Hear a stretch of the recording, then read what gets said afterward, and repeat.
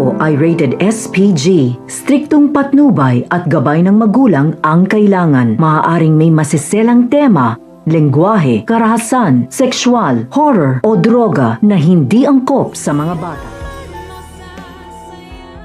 Mabubuko ni Moira ang plano ni na Justin at Eric kung bakit nila tinanggap ang alok na trabaho ni Giselle sa Apex.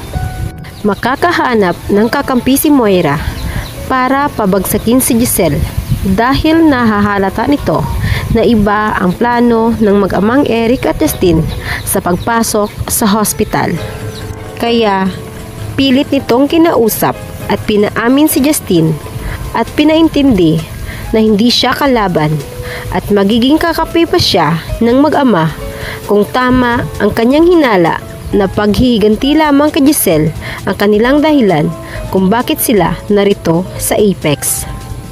Napatingin na lamang si Justin kay Moira at nag-alinlangan kung talagang magiging kakampi ba talaga nila ito, at nang maisip na mas mapapadali ang pagbagsak ng hospital at ni Giselle dahil kabisado na ni Moira ang pasikot-sikot dito at mas matagal na nakasama nito si Giselle, kaya mas kilala nito ang kanyang ina, ay nagdadalawang isip na ito kung papayag. Ngunit nang maalala ang hindi magandang pagkikita nila ni Zoe at ipinamuka sa kanya na hindi siya nararapat sa Apex at ito lamang ang nag-iisang may karapatan, ay napatiimbagang siya at tinalikuran si Moira. Alam niya rin na gagamitin lamang silang dalawa ng babae para makuha ang hospital mula sa kanyang lolo, kaya hindi siya papayag sa nais nito. Ang gusto lamang nilang mag-ama ay makitang lugmok si Giselle, ngunit hindi niya kayang makita na nagwagi si Moira at ginamit lamang sila. Samantala, nahahalata ni Annalyn na iba ang pakikitungo ni Justin kapag silang dalawa lamang ang magkausap. Ngunit nagbabago pagdating sa kanyang inang si Giselle. Parang pinapamukha nito na pinaparusahan nito ang ina na kahit magkakalapit lamang sila ay pinaparamdam nito na malayong malayo na mapatawad niya ang ina. Kaya sinubukang kausapin ni Annalyn si Justin.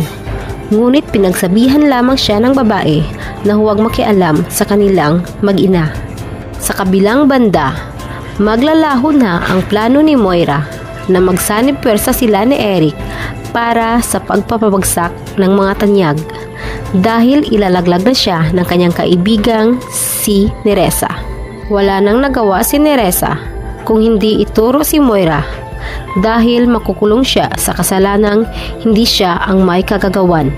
Nakahanap ng bagong ebidensya ang mga pulis sa kaso ni Don Pepe at ang sasakyan ni Neresa ang itinuturong sinakyan ng taong nagtangka sa buhay ng matanda.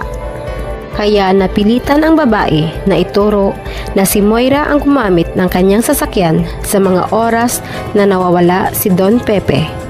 Kaya bigo ang tangkang paglaso ni Moira sa mag-amang Eric at Justin dahil matutuloy na ang kanyang pagtira sa kulungan sapagkat madidiin na siya sa kaso ni Don Pepe.